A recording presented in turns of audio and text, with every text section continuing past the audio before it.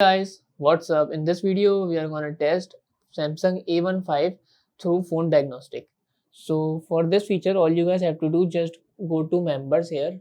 So this type of interface appear. Now go to support and then we have phone diagnostic option. So just click here and then it will be start automatically. SD card inserted, so just click on no. Guys, if you want to skip any test you can click to skip the test. Okay, we have to press volume up button, right? Now volume down button and press the side button. Now let me check the vibration, tap the vibration button. If you want to skip any test you can click to skip.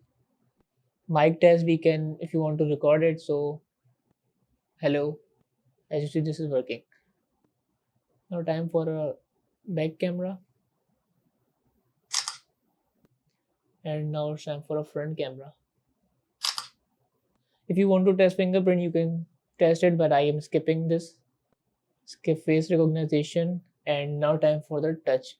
So draw the pattern.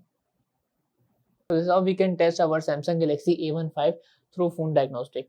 So that's it about the video. If this video helped you guys, kindly like the video and follow us for more tips and tricks. See you guys in the next video. Take care.